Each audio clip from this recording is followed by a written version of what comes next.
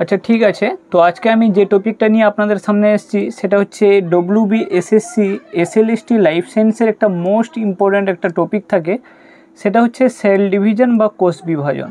ওকে, আপনারা এখানে ভালো করে একটু দেখুন যে এই যে চ্যাপ্টারটা আছে যেটা কোষ বিভাজন, এটা হচ্ছে ডব্লিউবিএসএসসি এসএলএসটি, এটা 9-10 হোক অথবা হোক 11-12, উভয়ের জন্য এটা কিন্তু খুবই ইম্পর্ট্যান্ট একটা টপিক। আর এখান থেকে কমপক্ষে 60 মার্কের তো টোটাল এমসিকিউ থাকে, 2টো এমসিকিউ কিন্তু এই চ্যাপ্টার থেকে বাঁধা থাকে। তো এই চ্যাপ্টারে বায়োচাম্পের তরফ থেকে আপনাদের সুবিধার্থে টোটাল 102টা এমসিকিউ নিয়ে আসা হয়েছে। আশা করি এই 102+ এমসিকিউ এর মধ্যেই আপনারা কমন পেয়ে যাবেন। এমসিকিউ এ তো 4টা অপশান থাকে, কিন্তু এখানে শুধুমাত্র উত্তরগুলোকে রেড কালারে বোল্ড করে দেওয়া হয়েছে। ওকে, এবার হচ্ছে আপনারা যদি চান পুরোপুরি প্রায় সিলেবাসের যে পিডিএফটা, সেই পিডিএফটা এই নাম্বারে আপনারা হোয়াটসঅ্যাপে মেসেজ করবেন। অনেকে হোয়াটসঅ্যাপে মেসেজ করেছেন কিন্তু ওনাদের পিডিএফটা পাঠানো হয়নি, কারণ পুরো সম্পূর্ণ ডব্লিউবিএসএলএসটির যে পিডিএফটা সেটা হচ্ছে 25 জুন অ্যাভেলেবেল হবে। আপনারা একটু হোয়াটসঅ্যাপে মেসেজ করে দিবেন, আর 25 জুন কিন্তু আপনারা পিডিএফটা কালেক্ট করতে পারবেন। ওকে ঠিক আছে, শুরু করি আজকের টপিক ডব্লিউবিএসএসসি এসএলএসটি লাইফ সায়েন্সের কোষ বিভাজন। ওকে, যে প্রশ্নগুলো আছে বেসিক থেকে অ্যাডভান্স প্রায় সমস্ত প্রশ্ন দেওয়া হয়েছে। আপনারা এই প্রশ্ন পড়ে অনেক উপকৃত হবেন এবং প্রশ্নগুলো কাজে লেগে যাবে। আপনারা চাইলে পিডিএফটা তো 25 জুন থেকে পেয়ে যাবেন, আপনারা স্ক্রিনশটও করে নিতে পারেন অথবা আপনারা রিভাইজ করতে পারেন। ওকে ঠিক আছে, চলুন আজকের টপিকটা শুরু করি। ফার্স্ট যে কোশ্চেনটা আছে, মানুষের কোষচক্রের সময়কাল কত, সেটা হচ্ছে 24 আওয়ার। ওকে, পরের যে প্রশ্ন আছে, ইস্ট কোষে একবার বিভাজিত হতে কত সময় লাগবে। দেখেন দুটো ডিফারেন্স দেখছেন, এটা হিউম্যান বডি যে হিউম্যান সেল আছে ওটা হচ্ছে 24 আওয়ার লাগে, আর যেটা ইস্ট সেল আছে সেটা হচ্ছে ওয়াইইএসটি হবে। ইস্টের যে সেল ডিভিশন টাইম হচ্ছে 90 মিনিট। ওকে চলুন, পরের যে প্রশ্ন আছে 3 নম্বর, কোষচক্রের দীর্ঘায়িত দশা কোনটা, ইন্টারফেজ। কারণ কোষচক্রকে যদি আমরা এরকম একটা সাইকেলের আকারে দেখি তাহলে এটা হচ্ছে G1, এটা হচ্ছে S, আর এটা হচ্ছে G2 বাকি M। এই যে G1 S G2 তিনটাকে তো বলে ইন্টারফেজ, তাহলে এটাই পুরোপুরি 23 আওয়ার লেগে যায় আর এটাই 1 আওয়ারে কমপ্লিট হয়ে যায়। তাহলে টোটাল যদি 24 আওয়ারের সাইকেল থাকে তাহলে 23 আওয়ার লেগে যায় ইন্টারফেজে। ওকে, তারপর বলছে 4 দাগের যে প্রশ্ন আছে, পরপর ঘটা দুটি কোষ বিভাজনের মধ্যবর্তী সময়কালকে কী বলে, ইন্টারফেজ। এখানে কোষ বিভাজন হলো, আবার ঘুরে আসে এইখানে কোষ বিভাজন হলো। ওকে, তাহলে এটা একটা কোষ আছে, তো এটা কি করলো, প্রথম সাইজে বড় হলো। ওকে, তারপর এই কোষটা ডিভাইড হয়ে দুটো কোষ হলো, এটা হয়ে গেল। তাহলে যে এইখানে প্রথম যে কোষ বিভাজনটা হয়েছিল তারপর যে এখানে হলো, মাঝের যে সময়টা গ্যাপটা গেল, এটা কি, এটাই তো ইন্টারফেজ দশা। ক্লিয়ার? চলুন, ইন্টারফেজে কী কী পর্যায়ে আছে ওটা অলরেডি বলে দিয়েছি। G1 S G2 আছে। ক্রোমোজোমের সবথেকে কম ঘনীভূত থাকে কোথায়, সেটা ইন্টারফেজ দশায়। পরে যে প্রশ্ন আছে, G0 দশা একটা বলে থাকে, সেটা হচ্ছে ওকে বলে বিশ্রাম দশা বা বিরামহীন দশা। এবার G0টা কোথা থেকে দেখুন, এটা যদি আমি বলি G1, এটা যদি হয় S, আর এটা যদি হয় G2, আর এটা যদি M হয়, তাহলে G1টা কোনো বইতে এই পজিশানে থাকে, এইখানে G1 মানে সে এখন সেল ডিভিশনে অংশগ্রহণ নেবে না, সে এখন বেরিয়ে যেতে চাইছে। ওকে, পরে সে স্টেবল হবে, তারপরে সে আসবে। অথবা কোনো বইতে এইখানে দেওয়া আছে, আপনার যে কোনো এক জায়গায় মার্ক করলে মোটামুটি G0 এইখানে থাকতে পারে অথবা এই জায়গায়, যে কোনো এক জায়গায় কোনো ভুল নেই এটা। ওকে চলুন, পরে যে প্রশ্ন আছে, G0 দশায় কোষগুলি কী হয়, বললাম কোষচক্র থেকে বেরিয়ে যায়। পরের প্রশ্নটা দেখুন, স্তন্যপায়ী প্রাণীদের ক্ষেত্রে G0 দশা থাকে না কোথায়, সেটা হচ্ছে অনুচক্রিকায়। ওকে, এখানে অপশান থাকবে। প্রান্তীয়ভাবে বিভাজিত কোষগুলি কোন দশায় থাকে, G0 দশায়। RNA আর প্রোটিন সংশ্লেষ কোথায় হয়, গ্যাপ 1 আর গ্যাপ 2 দশায়। ওকে চলুন, পরের প্রশ্নটা দেখুন, কোষচক্রের কোনো দুটি দশার মধ্যবর্তী হিসাবে G1 দশা সঙ্গতিপূর্ণ। বলছে কোষচক্রের কোন দুটি দশার মধ্যবর্তী দশা হিসাবে G1 দশা সঙ্গতিপূর্ণ, মাইটোসিস আর ডিএনএ রেপ্লিকেশনের সূচনা। ওকে, এটা ডিএনএ রেপ্লিকেশন কোথায় হয় দেখুন, এটা যদি G1 হয় আর এটা হচ্ছে S, আর এটা যদি মাইটোটিক হয়, এটা যদি G2 হয়, তাহলে G1টা কার মধ্যবর্তী, এটা আর এটার মধ্যবর্তী। চলুন, কোন দশায় একটি কোষ সিদ্ধান্ত নেয় যে পুনরায় কোষচক্রে প্রবেশ করে বিভাজিত হবে নাকি অবিভাজিত অবস্থা থাকবে, সেটা হচ্ছে G1 দশা। দেখুন এটা একটা সাইকেল, আবারও একটা কথা বারবার বলা হচ্ছে, G1 S, এটা হচ্ছে G2, বাকিটা হচ্ছে M। তো এই দশায় যখন কোষটা আসবে, তার ইচ্ছে হলে সে এখানে ডিভিশন করবে অথবা ইচ্ছে হলে সে বাইরে বেরিয়ে যাবে, তাহলে এটাই হচ্ছে ম্যান ফ্যাক্টর। ওকে, যদি সে বাইরে বেরিয়ে যায় ওকে আমরা বলবো বিরামহীন দশা বা G0 দশা। যদি এ ঢুকে যায় একবার, তাহলে একে কিন্তু এবার রেপ্লিকেশন হয়ে গেছে, মানে যখন একে G2 আর M যেতেই হবে। চলুন, বলছে ফল মাছির প্রতিটি কোষে 8টি করে ক্রোমোজোম থাকে, যেমন হচ্ছে ড্রোসোফিলা, এর কী হয় 2n সমান কত হচ্ছে 8। যদি মাইটোসিসের ইন্টারফেজে ক্রোমোজোম সংখ্যা 8 হয়, মাইটোসিস দশায় ইন্টারফেজে ক্রোমোজোম সংখ্যা 8 হয়, তাহলে এস দশার পরে ক্রোমোজোম সংখ্যা কত হবে? 8 হবে। দেখুন আমরা একটা যে কথা জানি যে 2C, ওকে, মানে 2C 2N4C, যেটাকে আমি বলছি এই যে G1 দশা থেকে যখন এস দশা যাবে শুধুমাত্র ডিএনএ ডবল হবে, কিন্তু এখানে সেন্ট্রোমিয়ার ডবল হবে না, বুঝতে পারছো তো? তাহলে ক্রোমোজোম তো একই থাকবে, ক্রোমোজোম সেম থাকবে, শুধুমাত্র ডিভাইড হতে কি ডিএনএ। যদি এখানে বলতো যে ডিএনএর যে কুণ্ডলিটা এত ছিল কত হলো, তখন ডবল হবে, কিন্তু সেন্ট্রোজোম তো একই থাকে, কোষ তো এখানে বিভাজিত হচ্ছে না ইন্টারফেজে। ক্লিয়ার? চলুন পরের প্রশ্নটা 15 দাগেরটা দেখুন, ইন্টারফেজের কোন দশায় হিস্টোন প্রোটিন আর সেন্টিওলের ডবল হয়? তাহলে হিস্টোন প্রোটিন আর সেন্টিওল এটা কোথায় হচ্ছে? এস দশায়। ক্লিয়ার? চলুন কী কী এস দশায় ডবল হয় এটা দেখে নিন। কোষচক্রের কোন দশায় ডিএনএ পলিমারেজের সক্রিয়তা বেশি? তাহলে ডিএনএ পলিমারেজ এস দশায়। চলুন ডিএনএ সংশ্লিষ্ট হয় কোন দশায়? চলুন এস দশা। পরে যে প্রশ্নটা আছে দেখুন, এস দশাকে চিহ্নিত করা হয় না কোন বৈশিষ্ট্য দ্বারা? এখানে অনেকগুলো বৈশিষ্ট্য থাকবে, যেটা ভুল হবে সেটা ওইটা হয়ে গেল। ওকে, চলুন পরের প্রশ্নটা দেখি আমরা। তাহলে 19 দাগের যে প্রশ্ন আছে, সেন্ট্রোজোম বিভাজিত হয় কোষচক্রের কোন দশায়? এস দশায়।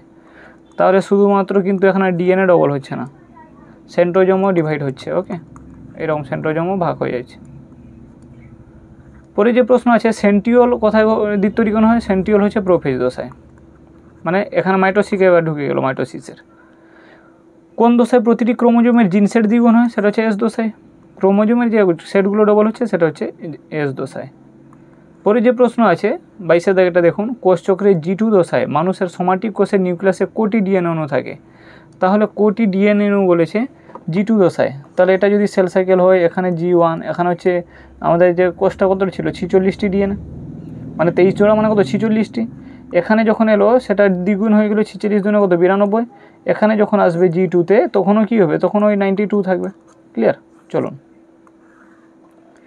G1S চেক পয়েন্টে কী চেক হয়? কোষের আকৃতি ঠিকঠাক আছে কিনা, কোষে হরমোন ঠিকঠাক আছে কিনা, পুষ্টির পরিমাণ ঠিকঠাক আছে কিনা, ডিএনএ কোনো এখানে ক্ষতিগ্রস্ত হয়েছে কিনা, এইগুলো কোথায় চেক হয়?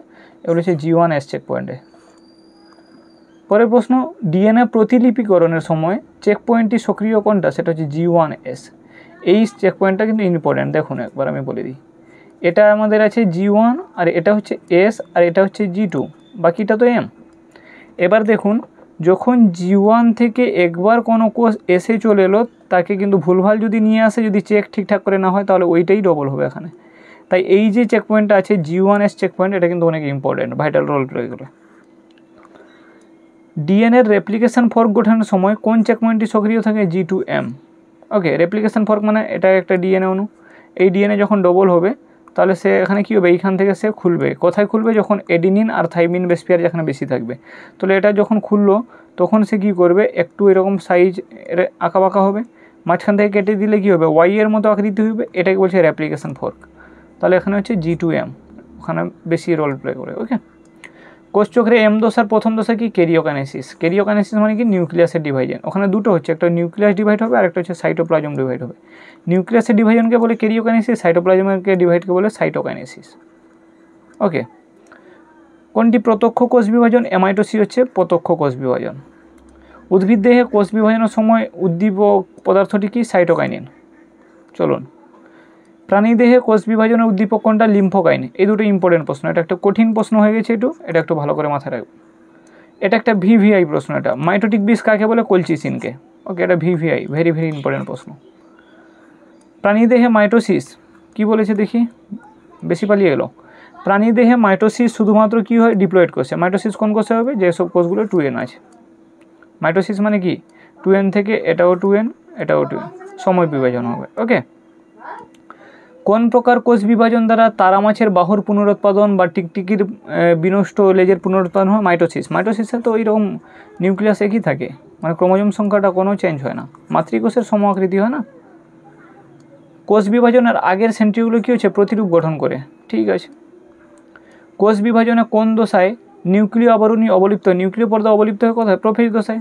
এটা প্রোফেজ দশা, নিউক্লিয় পর্দা যদি থাকে তাহলে এখানে যে ডিএনএ কুণ্ডলীকৃত ছিল লাস্ট প্রোফেজে কী হবে? এগুলো ভেঙে যাবে, ভেঙে এটা কী হবে? ক্রোমোজোমের আকার নিয়ে নেবে। ওকে, বিলুপ্ত হয়ে যাবে। গোলজি বডি আর এন্ডোপ্লাজমিক রেটিকুলামের অবলুপ্তি হয় কোথায়? প্রোফেজ দশার শেষে। চলুন, ক্রোমোজোমের জল শোষণ কোষ বিভাজন কোন দশায়? প্রোফেজ। ওকে, ডিহাইড্রেশন দেখা যায়, ডিহাইড্রেশন, ওই জল নিরোধন দেখা যায়, সেটা কোথায়? প্রোফেজ দশায়, তবে তো সে কুণ্ডলী পাকাবে ক্রোমোজোম। চলুন পরের যে প্রশ্নটা আছে 37 দাগের ওটা দেখি। তো এখানে বলছে কোষ বিভাজনের কোন দশায় স্পাইরালাইজেশন হয়, সেটা হচ্ছে প্রোফেজ দশায়। কী কী হচ্ছে ওগুলো মাথায় রাখুন। কোষ বিভাজনের কোন দশায় সেন্ট্রোমিয়ার বিভক্ত হয়, সেটা অ্যানাফেজের শুরুতে। চলুন, ব্যামতন্তু গঠন হয় কার দ্বারা, মাইক্রোটিউবুল দ্বারা, এটা জানা প্রশ্ন। ব্যামতন্তু মাইক্রোটিউবুলের সঙ্গে যুক্ত হয় কী দিয়ে, ফ্রাগমোপ্লাস্ট দিয়ে। এটা একটা ইম্পর্টেন্ট প্রশ্ন, এটা মাথায় রাখুন। ফ্রাগমোপ্লাস্ট যেটা কী হচ্ছে, ব্যামতন্তুর যে মাইক্রোটিউবুলের সঙ্গে যুক্ত হয়। ওকে, ব্যামতন্তু ক্রোমোজোমের কোন অংশের সঙ্গে যুক্ত হয়, ক্রোমোজোমের সেন্ট্রোমিয়ারে যুক্ত হয়। আর এইটা যদি ক্রোমোজোম থাকে তাহলে ব্যামতন্তু অস্ট্রালরা এখানে এসে এদিকে যুক্ত হবে, আর এদিক থেকে এসে এদিকে যুক্ত হবে। প্রাণীকোষ বিভাজনে ব্যামতন্তু গঠন সহায়তা করে কি, সেন্ট্রিওল। এটা একটা ইম্পর্টেন্ট প্রশ্ন। ওকে, চলুন 43 দাগের প্রশ্ন দেখি। কোষ বিভাজনের কোন দশাটি ক্রোমোজোম সংখ্যা পর্যবেক্ষণের আদর্শ, মেটাফেজ। কারণ মেটাফেজে কী হচ্ছে, ওই ইকুয়েটরে লাইনে লাইনে কিন্তু সব ক্রোমোজোমগুলো এসে সঞ্চিত হয়ে যায়। ওকে, মেটাফেজ দশায়। মেটাফেজ দশার সূচনা হয় নিউক্লিয় পর্দা সম্পূর্ণ অবলুপ্ত হওয়ার পরে। মেটাফেজ দশায় কী হয় বললাম না, ইকুয়েটরে সঞ্চিত হয় বিষুব অঞ্চলে ক্রোমোজোম অবস্থান। চলুন এবার অ্যানাফেজ দশায় যে আকৃতির ক্রোমোজোমকে কী বলে, অ্যাক্রোসেন্ট্রিক। যে আকৃতির ক্রোমোজোম, যদি ক্রোমোজোম জে এর মতো গঠন হয় তাহলে ওটাকে কী বলছি, অ্যাক্রোসেন্ট্রিক। কোন দশায় ক্রোমোজোমের সংখ্যা অর্ধেক হয়, সেটা হচ্ছে অ্যানাফেজ দশায়। একটি টেলোসেন্ট্রিক ক্রোমোজোম অ্যানাফেজ দশায় কিসের আকার ধারণ করে, রোডের আকার। দেখুন, যদি ক্রোমোজোমের সেন্ট্রোমিয়ারটা টেলোমিয়ারের কাছে থাকে, এইরকম করে থাকে, তাহলে এই ক্রোমোজোমটা দেখতে কার মতো হবে, এটা রোডের মতো স্ট্রাকচার হচ্ছে না, আইয়ের মতো। ওকে, চলুন পরের প্রশ্ন যে বলছে অ্যানাফেজ প্রোমোটিং কমপ্লেক্স। ভালো প্রশ্ন একটা, ভিভিআই। অ্যানাফেজ প্রোমোটিং কমপ্লেক্সের কী কাজ, কি, সেন্ট্রোমিয়ার ডিভিশন করা। 50, অর্ধেকটা হয়ে গেল। মেটাকাইনেসিস কি, অ্যানাফেজ দশায়। এটা দেখুন, মেটাকাইনেসিস হচ্ছে অ্যানাফেজ দশায় ক্রোমোজোমের ক্রোমাটিডগুলো বিপরীত মেরুর দিকে গমন। অ্যানাফেজ দশায় যে ক্রোমোজোম যে এইরকম করে যে ক্রোমোজোম আছে, অ্যানাফেজ দশায় কী হবে, এটা তো মেটাফেজে এইরকম করে বাইন্ড হয়ে গেল। অ্যানাফেজে এখান থেকে কিছু এদিকে চলে যাবে, আর এখান থেকে কী হবে, এরকম করে চলে আসবে। তাহলে এই যে এই চলনটাকে কী বলছে, এটা গমন বলা হয়। এই গমনটা হচ্ছে কি, যে মেটাকাইনেসিস। মাইটোসিস প্রক্রিয়ায় 4টি দশার মধ্যে 2টি পরস্পর বিরোধী প্রদর্শন করে, কোনটা কোনটা। আচ্ছা, প্রোফেজ আর টেলোফেজ। কারণ প্রোফেজে কী ছিল, কুণ্ডলী এইরকম ছিল, ক্রোমোজোম আকার ধারণ করেছিল। আর টেলোফেজে ক্রোমোজোমগুলো গিয়ে আবার ওই কুণ্ডলী আকার ধারণ করে। তাহলে একে অপরের কী হচ্ছে, অপোজিট প্রক্রিয়া। দেখুন, 64টি কোষ উৎপাদনের জন্য কতবার মাইটোটিক ডিভিশন প্রয়োজন, সূত্র হচ্ছে 2 টু দি পাওয়ার n। তাহলে 2 টু দি পাওয়ার 6, তাহলে 2 দুনে 4 দুনে 8 দুনে 16 দুনে 32 দুনে 64। ক্লিয়ার। চলুন, একটি দেহকোষ বিভাজিত হয়ে 256টি তৈরি হবে কখন, সূত্র হচ্ছে 2 টু দি পাওয়ার n সমান হচ্ছে 256। তাহলে 2 টু দি পাওয়ার n সমান 2 to the power 8, n equal to কী হবে, 8। চলুন, একটি কোষ কতবার বিভাজন হলে মাইটোসিস, 128টা। ওই যে বললাম না, 2 টু দি পাওয়ার n সমান যদি 128 হয়, তাহলে 2 টু দি পাওয়ার n সমান 2 টু দি পাওয়ার 7 মানে 128, তাহলে n সমান কী হবে, 7। উদ্ভিদ কোষের সাইটোকাইনেসিস কিসের মাধ্যমে হয়, কোষাপাত। ওকে, সেল প্লেট, মাথায় রাখবেন কি, সেল প্লেট। সেল প্লেট গঠনের মাধ্যমে কী হচ্ছে, উদ্ভিদ কোষের সাইটোকাইনেসিস হয়। আর প্রাণী কোষে কী হচ্ছে, সেল প্লেট তো গঠন হচ্ছে না, প্রাণী কোষ তো এইরকম একটু বাঁকাবে হয়ে যাবে, মাঝখান থেকে কেটে যাবে, এটা হচ্ছে ক্লিভেজ। চলুন, মাইটোসিসের সময় উদ্ভিদ কোষের কোন অঙ্গাণু কি, মাইটোসিসের সময় উদ্ভিদ কোষের কোন অঙ্গাণু কোষ প্রাচীর গঠনে সহায়তা করে, কোষ প্রাচীর হচ্ছে গোলজি বডি। পরে যে প্রশ্ন আছে, সিনসাইটিয়াম কোষের ক্ষেত্রে কোনটি অনুপস্থিত, সেটা হচ্ছে সিনসাইটিয়াম কোষের ক্ষেত্রে সাইটোকাইনেসিস অনুপস্থিত। সিনসাইটিয়াম কোষ গঠিত হয় কি, ক্যারিওকাইনেসিসের পরে সাইটোকাইনেসিস যদি না ঘটে। দেখুন, এরকম করে কোষ আছে, এই কোষের মধ্যে যদি নিউক্লিয়াসের সংখ্যা যদি এরকম ডবল হতে থাকে, কিন্তু যদি ডিভাইড না হয়, তাহলে এটাকে কী বলবো, সাইটোকাইনেসিস। না হলে এটাকে বলে সিনসাইটিয়াম। ওকে, মানে নিউক্লিয়াস ডিভিশন হয়ে গেছে কিন্তু সাইটোপ্লাজম ডিভিশন হয়নি। হেটেরোটাইপিক কোষ বিভাজন কি, হেটেরোটাইপিক হচ্ছে মিওসিস। দেখুন, মানুষের জনন মাতৃকোষে কোন প্রকার মিওসিস বিভাজন ঘটে, তাহলে হচ্ছে গ্যামেটিক মিওসিস ডিভিশন। মিওসিসের নামকরণ করেন কে, ফার্মার আর মুরে। ফার্মার মানে আবার চাষি না, ওকে, নট চাষি। পরে যে প্রশ্ন আছে, মিওসিসের 2টি বিভাজনের মধ্যবর্তী পর্যায়ে কী বলে, ইন্টারকাইনেসিস। ওকে, ওখানে যেমন ইন্টারফেজ ছিল, মিওসিসের 2টি বিভাজনের মধ্যবর্তী পর্যায়ে বলে ইন্টারকাইনেসিস। হোমোটাইপিক বিভাজন আর এক নাম কি, হোমোটাইপিক বিভাজন আর এক নাম মিওসিস 2। দুবার, মিওসিস তো দুবার হয় না ডিভিশন, একবার হচ্ছে ক্রোমোজোম আলাদা হয়, আর একবার হচ্ছে ক্রোমোজোম সেপারেট হয়। মানে প্রথম তো এরকম ক্রোমোজোমগুলো আলাদা আলাদা হয়ে গেল, তারপরে এই ক্রোমোজোম থেকে কী হবে যে ক্রোমাটিডগুলো সেপারেট হবে। এটা হচ্ছে যদি মিওসিস 1 হয়, এটা হচ্ছে মিওসিস 2। 65 দেখো, জীবদেহে মিওসিস বিভাজন কোথায় হয়? যৌন জননের মাধ্যমে। গোনাডে কী ধরনের কোষ বিভাজন ঘটে? গোনাডে হচ্ছে মাইটোসিস মিওসিস উভয়ই হয়। গেমেট উৎপাদনের সময় কোষ বিভাজনের কোন দশায় রিকম্বিনেজ উৎসেচক থাকে? প্রোফেজে। প্রোফেজ 1 যেটাকে বলে। মিওসিস কোষ বিভাজনের দীর্ঘতম দশা কোনটা? প্রোফেজ 1। কারণ হচ্ছে LZPD2 মানে লিপ্টোটিন, জাইগোটিন, প্যাকাইটিন, ডিপ্লোটিন, ডায়াকাইনেসিস 5টা উপদশা থাকে। ওকে, এই জন্য হচ্ছে এটা হচ্ছে দীর্ঘতম দশা। ওখানে মাইটোসিসের ক্ষেত্রে মিওসিসের একটাই মানে প্রোফেজ একটাই ছিল, আর এখানে হচ্ছে প্রোফেজের 5টা উপদশা আছে। ক্লিয়ার? ক্রোমোজোমের বোকে স্টেজ দেখা যায়, বোকে মানে ফুলের তোড়ার মতো স্টেজ দেখা যায় কোথায়? সেটা হচ্ছে লিপ্টোটিন, ফার্স্ট স্টেপ। মিওসিসের কোন দশায় ক্রোমোজোমকে পুঁতির দানার মতো দেখা যায়? সেটা হচ্ছে লিপ্টোটিন। ক্রোমাটিনের স্থলীভবনের ফলে মিওসিসের কোন দশায় ক্রোমোজোম পরিলক্ষিত হয়? সেটা হচ্ছে লিপ্টোটিন। অ্যান্সারগুলো দেখে যাও শুধু। মিওসিসের কোন দশায় ক্রোমোজোম সরু আর লম্বা সুতোর মতো হয়? সুতোর মতো, পুঁতির মতো, বোকে স্টেজ যা বলবে লিপ্টোটিন। সমস্ত ক্রোমোজোমে জোড় বাঁধার ঘটনায় কী বলে? সাইন্যাপসিস। সাইন্যাপস আর সাইন্যাপসিস দুটো আলাদা কথা। সাইন্যাপস মানে দুটি নিউরনের সংযোগস্থল, একটা নিউরন শুরু আর একটা শেষ। সাইন্যাপস। সাইন্যাপসিস মানে ওই যে সমস্ত ক্রোমোজোম। সমস্ত ক্রোমোজোম মানে বোঝো তো, এটা একটা ক্রোমোজোম, এটা একটা ক্রোমোজোম, যে এটা হচ্ছে সিস্টার ক্রোমাটিড, আর এর সাথে এর কানেকশন হচ্ছে নন সিস্টার ক্রোমাটিড। তাহলে হচ্ছে এই সিস্টার ক্রোমাটিডের যে জোড় বাঁধার ঘটনা, এটাকে বলছে সাইন্যাপসিস। নন সিস্টার ক্রোমাটিডের যে দেহাংশের বিনিময়কে কী বলে? এটা ইম্পর্টেন্ট প্রশ্ন, এটা আমরা সবাই জানি, সেটা হচ্ছে ক্রসিং ওভার। ওকে, চলুন। সাইন্যাপসিসের সঙ্গে মিওসিস 1-এর প্রোফেজ উপদশা কোনটা? সাইন্যাপসিসের সঙ্গে প্রোফেজ 1, প্রোফেজের উপদশা হচ্ছে জাইগোটিন, LZPDD। ওকে, মনে রাখতে বলেছিলাম, লিপ্টোটিন, জাইগোটিন। এবার জাইগোটিনের কেস চলছে। লিপ্টোটিনের কী কী ছিল ওগুলো জানো? ক্রোমোজোম জোড়বদ্ধ হয়ে শুরু করে মিওসিসের কোন পর্যায়ে জোড়বদ্ধ হয়? জাইগোটিনের। সাইনোপ্টোকেমিক্যাল কমপ্লেক্স কি? সমস্ত ক্রোমোজোমে জোড় বাঁধতে সাহায্যকারী প্রোটিন, সেটা হচ্ছে সাইনোপ্টোকেমিক্যাল কমপ্লেক্স। সমস্ত ক্রোমোজোমগুলো যে এরকম ঘুরে বেড়াচ্ছিল, ওকে পাশাপাশি এনে জোড় বাঁধানো করানো, এটা হচ্ছে সাইনোপ্টোকেমিক্যাল কমপ্লেক্সের কাজ। সাইনোপ্টোকেমিক্যাল কমপ্লেক্স দেখা যায় কোথায়? জাইগোটিন উপদশা থেকে ডায়াকাইনেসিস উপদশার মধ্যে। এটা একটা কঠিন প্রশ্ন, যদি শুধু বলা হবে তাহলে কী হবে? জাইগোটিন, কিন্তু কী বলছে? জাইগোটিন থেকে ডায়াকাইনেসিসের মধ্যে। সাইন্যাপসিসের সময় দুটি সমস্ত ক্রোমোজোমে কোন অংশে যুক্ত হয়? সেন্ট্রোমিয়ারে যুক্ত হয়। একটা ক্রোমোজোম এরকম ছিল, এর পাশে ক্রোমোজোম আসবে, সেই রকম করে যে পাশে জুড়বে কোথায় না, এই জায়গাটা হচ্ছে সেন্ট্রোমিয়ার। ওকে, চলুন 80 প্রশ্নটা দেখি। মিওসিস কোন উপদশার ক্রোমাটিডগুলি সুস্পষ্ট হয়? এবার হচ্ছে LZP, প্যাকাইটিন আসছে, এখানে কি হচ্ছে? ক্রোমাটিডগুলো সুস্পষ্ট হচ্ছে। ওকে, ক্রোমোজোমের টেট্রাট অবস্থা দেখা যায় ক্রোমাটিড, টেট্রাট মানে 4। ওকে, এরকম ক্রোমাটিডগুলো এরকম করে 4, 1 2 3 4, এটা হচ্ছে প্যাকাইটিন। ওকে, ক্রসিং ওভার কোথায় ঘটে? এটা হচ্ছে ইম্পর্টেন্ট। মিওসিস 1-এর প্রোফেজ 1-এর প্যাকাইটিন উপদশায় কী হয়? ক্রসিং ওভার ঘটে। ওকে, চলুন। প্রকরণ বা ভেদ সৃষ্টি হয় কিসের জন্য? ক্রসিং ওভারের জন্য। কারণ ক্রসিং ওভার মানে কি? এটা একটা ক্রোমোজোম ছিল, এটা একটা ক্রোমোজোম ছিল, এদের এই যে নন সিস্টার দুই হচ্ছে শত্রু, এইরকম এর সাথে এর বাইন্ড হলো, এর সাথে এরকম হয়ে গেলো, তো এর কিছু মালমেটাল এখানে চলে গেলো, এর কিছু এখানে চলে গেলো, তো এই ক্রোমোজোমের মধ্যে ভেরিয়েশন তো চলে এলো। এই ক্রোমোজোমটা প্রথম এরকম সাদা ছিল, এখানে একটু কালা, এখানে একটু কালা চলে এলো। ওকে, চলুন। ক্রসিং ওভার পদ্ধতিতে কোন উৎসেচকের প্রয়োজন হয়? রিকম্বিনেজ, মাথায় রাখবেন, ইম্পর্টেন্ট প্রশ্ন একটা। ক্রসিং ওভারে কে সহায়তা করে? রিকম্বিনেজ এনজাইম। রেসিপ্রোকাল ক্রসিং ওভার কি? নন সিস্টার ক্রোমাটিডের মধ্যে দুটি স্থানে ক্রসিং ওভার, দুটি স্থানে ক্রসিং ওভার হচ্ছে রেসিপ্রোকাল ক্রসিং ওভার বলে। চলুন।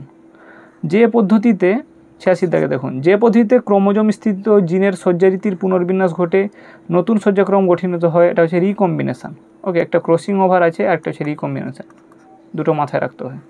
এগুলো যখন আপনারা দেখবেন না, নিটের একটা আপনারা কি করবেন, সবসময় ওয়ান শর্ট লেকচার থাকে, সেটা হচ্ছে যে কোনো আনএকাডেমি দেখতে পারেন, পিডব্লিউ দেখতে পারেন, অথবা বায়োচাম্পের অরেলিয়া বেস দেখতে পারেন। ওকে, ওখানে কি আছে, ওয়ান শট করে যে টপিকগুলোকে কভার করে দেওয়া আছে না, ওই টপিকগুলো কিন্তু যদি আপনারা করেন তাহলে কিন্তু আপনাদের কনসেপ্টটা ক্লিয়ার হয়ে যাবে। আর এখানে আপনাদের কাজে লাগবে এই কম সময়ে হচ্ছে প্র্যাকটিস আপনাদের পারফেক্ট তৈরি করবে যদি আপনাদের কনসেপ্টটা ক্লিয়ার থাকে। আর কনসেপ্টটা ক্লিয়ার হবে কি করে? আপনারা এখন বিভিন্ন কোর্স নিয়ে মাতামাতি না করে ওয়ান শট লেকচারগুলো ইউটিউবে ফ্রি দেখে নেবেন, দেখবেন ক্লিয়ার হয়ে যাবে। চলুন, রিকম্বিনেশন দেখা যায় কোথায়, প্যাকাইটিন চলছে এখন আমরা, প্যাকাইটিন উপদশায় কী হয়, ক্রসিং ওভার রিকম্বিনেশন। একটা কোশ্চেনকে কতবার ঘুরে ঘুরে আসছে। এবার দেখুন মিওসিসের সময় সমসমস্ত ক্রোমোজোমের যেখানে রিকম্বিনেশন নডিউল দেখা যায় সেটা কোথায়, যেখানে ক্রসিং ওভার হয়েছে। চলুন, ডিপ্লোটিন দশা কোথায় হয়, সাইনোটোকেমিক্যাল কমপ্লেক্সের বিভাজন দ্বারা। এরপরে এরকম ইম্পর্টেন্ট প্রশ্ন নয় যে কাইজমাটা, হ্যাঁ এটা একটা ইম্পর্টেন্ট প্রশ্ন, কাইজমাটা দেখা যায় কোথায়, ক্রসিং ওভার। আর হচ্ছে টার্মিলাইজেশন বা প্রান্তীয় গমন দেখা যায় কোথায়, ডিপ্লোটিনে। উভচরের ডিম্বাণু বলতে ল্যাম্ব্রাস যে উপাদান দ্বারা পরিলক্ষিত হয় সেটা হচ্ছে কি, ডিপ্লোটিন। আচ্ছা, কোন উপদশায় সমসমস্ত ক্রোমোজোমগুলির মধ্যে বিকর্ষণ শুরু হয়, সেটা ডিপ্লোটিন।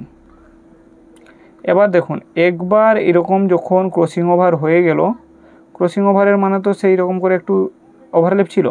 এবার এটা হচ্ছে কাইজমা। এবার কি হচ্ছে, এটা টেট্রাড, প্রথমটা টেট্রাড, এটা হচ্ছে কাইজমাটাই যে এক্সের মতো যেটা গঠন হলো, ওকে এক্সের মতো হয়েছে না, এর তার উপর চড়ে বসছে। তো এবার কী হবে, এরা দূরে সরবে, এটা হচ্ছে ডিপ্লোটিন দশা।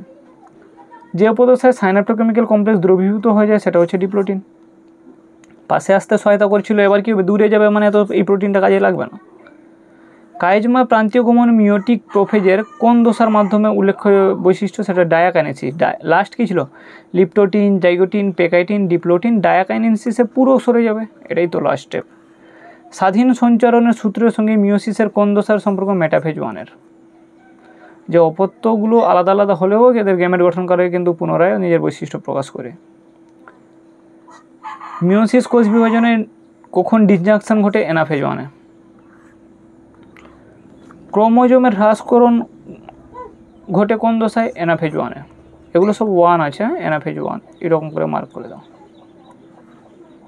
মিওসিসের কোন দশায় সেন্ট্রোমিয়ারের বিভাজনের সঙ্গে জড়িত, সেটা হচ্ছে অ্যানাফেজ দশায়। অ্যানাফেজ 2 সেন্ট্রোমিয়ার ডিভিশন, অ্যানাফেজ 2 মাথায় রাখবেন। যদি পরাগধানীতে 1200টি পরাগরেণু থাকে তাহলে কতগুলি রেণুমাতৃকোষ থাকবে, এটা মিওসিস ডিভিশন। তো এখানে মিওসিসের হচ্ছে একটা কোষ থেকে কি হয়, 4টা কোষ, ওকে একটা কোষ থেকে কটা, 1 2 3 4টা, তাহলে 1200টা হলে কত হবে, 300 × 4 1200 হয় না, তাহলে কতবার ডিভাইড হবে, 300টা থাকবে।